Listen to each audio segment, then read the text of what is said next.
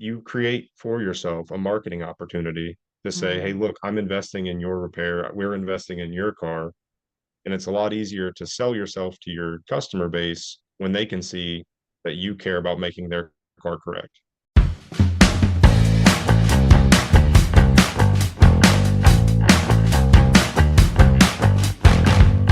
Hello, everybody, and welcome back to the Body Bangin podcast. We are here again today talking about the hot topics in the collision industry, our industry that we love so much that drives us crazy.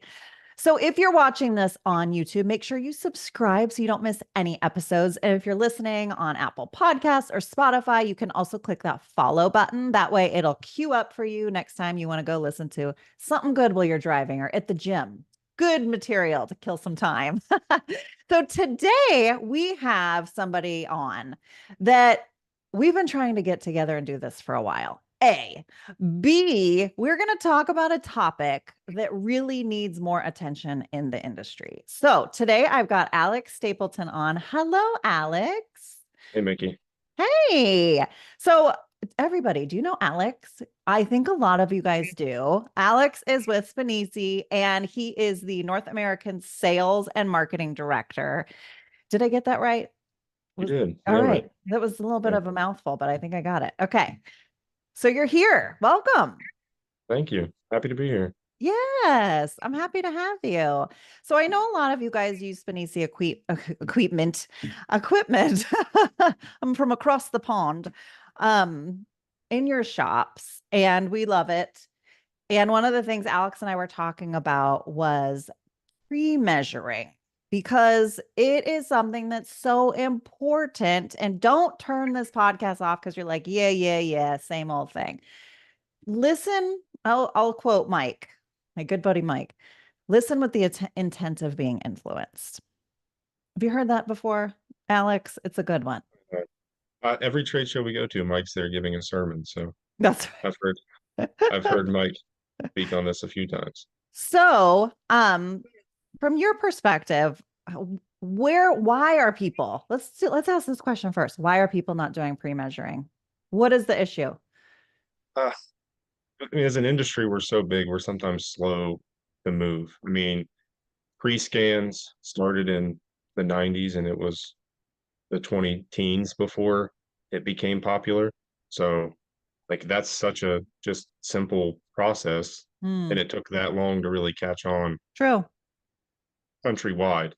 And that's just plugging in your scan tool, which is a little more complex than that now. But for a long period of that, it was plugging in an OBD2 and pulling a report off. So it wasn't a difficult thing to do, but it's just the value proposition isn't always there, which is why from our side, trying to push this pre-measuring concept, people like Mike Anderson have been a huge help preaching blueprinting, Yep. 100% dismantle.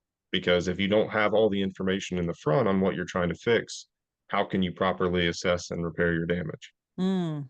Totally. So when you guys are working with shops and they're not pre-measuring, what is there something that you finally say to them where it's like the aha moment? Where do you Typically, like the where's the aha moment, breakdown? Yeah. the aha moment comes when they realize that they're not pre-measuring, and then we get a phone call and it says, "Hey, we're trying to put this car together and the parts don't fit." Hmm. Because a lot of shops are still, they're still doing this pre-order parts, pre-paint parts, and then bring the car in and try to have the car, key to key under 7 days or whatever their Right. their goal is.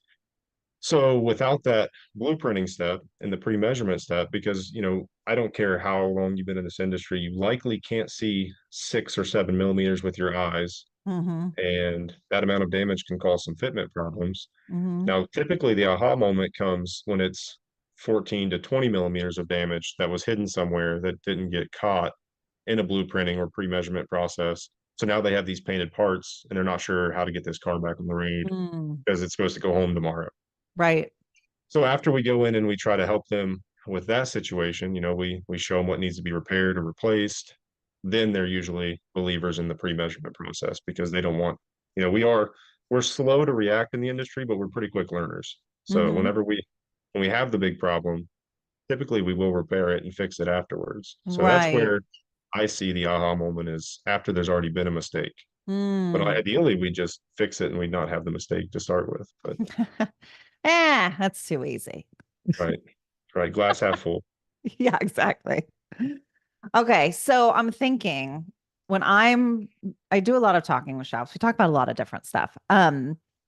And I know time is of the essence. And I'm wondering how much in my talks with shops, when they're saying that they don't do X, Y, or Z, it oftentimes comes back to it takes too much time. Like, even if it comes to researching OE procedures, I mean, Yeah. really, in everything and anything that comes to preparatory work, it seems like time seems to be the big pushback. So, what are you guys seeing when it comes to pre-measurement? What is the time that it takes realistically? I mean, for shops that are listening right now that are thinking, I don't do it because it just takes too much time. I don't really feel like it's worth it. I don't need to do it. Let's take that time component potentially out of it. So I feel like I ask a question and then I ramble on for a minute. So back to the question. How long are you seeing that the pre-measurement is taking? So every car is different. Obviously, in an optimistic scenario, we don't find any damage, and we're able to align the machine. Um, and I can only really give you times based on our equipment. This the Spinisi Touch. I'm sure a lot of Okay. people are at least somewhat familiar with that. So we're able to align under the hood and then Yep. take our measurements of that and maybe even create additional data points to ensure that the structure is sound, body components are measuring straight. And in those situations, we're in and out in 30, 40 minutes. Okay. Um, Now, it's not one size fits all because, maybe the front fender aprons are just absolutely demolished on this car. We know there's going to be damage. We just need to know how much. Mm, And in that case, we're going to have to start our measuring process underneath the car and then work our way up. So mm. that does take a little bit more time. The thing that it doesn't really take any more time to add the measurement to it though than it does to go ahead and tear it down. So it's just Okay. something we're kind of adding in lockstep with the tear down process. And that's Okay. where I feel like shops break down typically is if they don't have SOPs on how they want to operate in the tear Mm, down process, then they're going to probably struggle with this a little bit. But if they start building these processes in and just, hey, every time there's more damage than cosmetic distortion, to use like GM lingo for right. how they want you to measure their columns. We're going to pull out the Spinisi Touch or the XYZ measuring machine. Mm, Then it's going to be more efficient in their shop and in their workflow. And it's like anything else, the more you do it, the faster you're going to get. So true. I'm sure there are technicians out there doing this in 20 minutes, measuring an entire car in an hour. But on average, if everything goes smooth, 30, 40 minutes. So it's not a huge time suck. We don't see really any pushback. At least I've not heard of a whole lot of pushback from bill payers on not wanting to cover the cost to Mm. measure cars Yeah, I was going to because ask that. Hmm. in reality, you're mitigating their risk too. So if we do all of these repairs and then at the end of this process, we find out that there's 20 millimeters of damage on a rail that got missed, and now this car is a total loss. Mm, Then they've got all this time that they paid for a rental. They've got all this true. time in the repairs that the shop's going to want compensated for. They have all these parts that are going to have to go back, and then they're going to take a beating on the IAA evaluation of the car. So Yeah. I've not personally in a shop setting or from my current position had much pushback from insurance providers or bill payers in general on we don't want to see that on a sheet. Mm. So That's good to know. Well, because that's the secondary issue, but I'm not going to get paid for it. right. Time and money, right? That's like so valuable for all of us in every walk of Yeah, life. Um, absolutely. so now when they're doing the pre-measurement, what type of additional tools? So if a shop's never done any type of pre-measuring, what are the types of tooling that they're going to have to get? Because now we're talking another expense, right? Yeah. I mean, obviously we make a pretty smooth system for that. It's everything's enclosed with an arm and a probe. You could, if you wanted to, you could even if you were just using like a tram gauge, a digital tram, and doing some sort of pre-measuring that way, you're still going to be more efficient in your repair process. Mm, Obviously, you're not able to properly collect that data, and then you're not really able to get all the other, it's two-dimensional measuring, so you're never really going to be able to figure your height into that. If something's pushed down or pushed up, you're never really going to get okay. that information.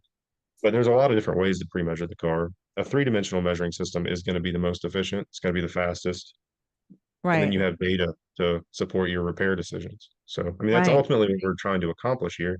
Like Right. obviously all of these systems can be used for repair as well, but how can you repair something if you're not sure what you're fixing? It's the Hmm. same argument with pulling procedures and pre-scanning vehicles and 100% disassembly. You can't really know where you need to end until you know where to start. Yeah. And I actually, John Shoemaker and I talked a little bit about pre-measuring on a podcast. I feel like it was many moons ago. And he was talking about the importance of it because if you think about similar to what you said, you know what you're dealing with up front versus you get deep into the depths of this repair and now you realize you've got all these issues and impact has affected parts of the car that you hadn't anticipated potentially. All of these things come up, but you don't really know. It's kind of like triaging a patient in the hospital. Like if you haven't checked all the things and you just start in, you could be missing something integral to the repair. Am I off Yeah, base with that? no, 100% accurate. I mean, that's the goal here, do no additional harm. That's Right. the medical industry, if it doesn't need, and I'm not going to pretend like I haven't measured cars that I would have bet and lost money that would have structural damage. Mm, And then when it's all said and done, the car is square. And right. if I would have thought that as many cars as I've seen in other shops and in my shop, and I would have, had no information and just assumed that it was damaged because it looked like it should have been and Yeah. started pulling on it, then I might have pulled it into damage. Right. So, Exactly.